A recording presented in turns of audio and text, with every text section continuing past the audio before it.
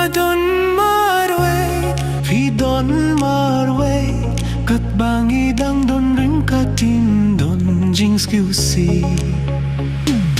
Pika donut, pika minsim, nga ya pidari. la pipa, la pisnio, Pi idyang adari. pika donut, pika minsim, Nga ya pidari. la pipa, la pisnio. Pi idyang adari.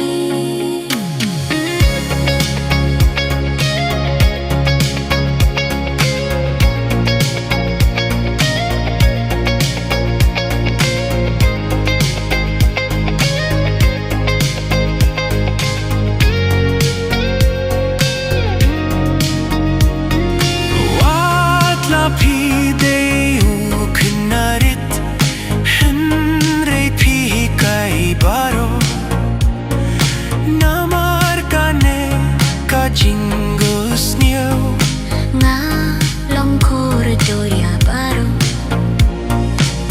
kiyong badon da ki hajar henre don uba kumapi ngadon marwe pidon marwe kat pangidang don ring katyum don jings ngeusi pika donut pika minsim Nga ya pidari. la pipa la pisnio Pi idyang adari.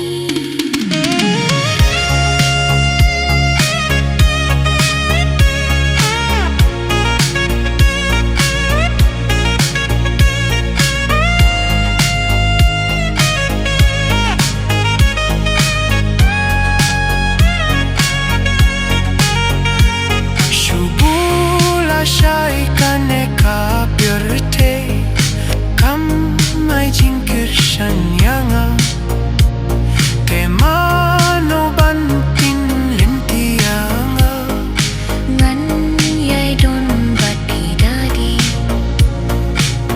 minta kasni jingim jongi katno kalong jinx ngeutinat ngadon marwe pidon marwe kat bangidang don ring katim don jings ngeusi pika donut pika minsim Nga ya pidari. la pipa la pisnio Pi idyang adari. pika donut pika minsim Nga ya pidari. la pipa la pisnio Pi idyang adari. Pi idyang adari. Pi idyang adari.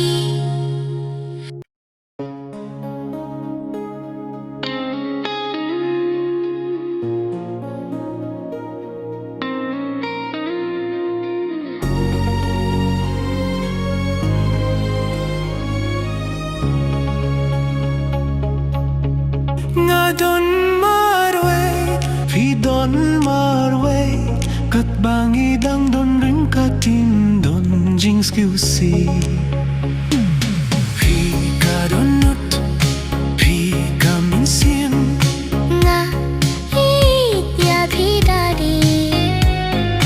la pipa la pisnio Pi idyang adari.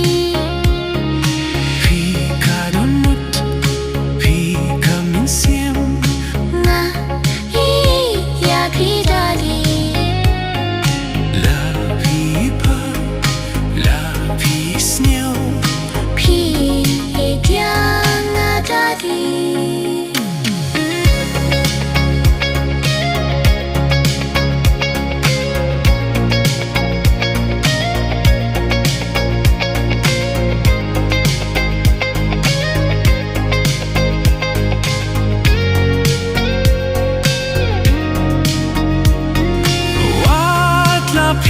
day u kinarit henry pi kai baro namar kane ka jingus niyo nga long corridoria baro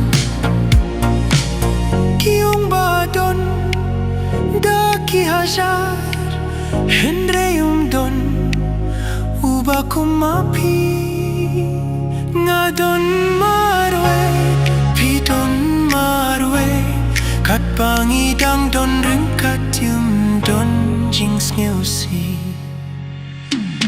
pi karonut pi kamisiem nga iya pi dari la pi pa la pi sneu pi dia nga dari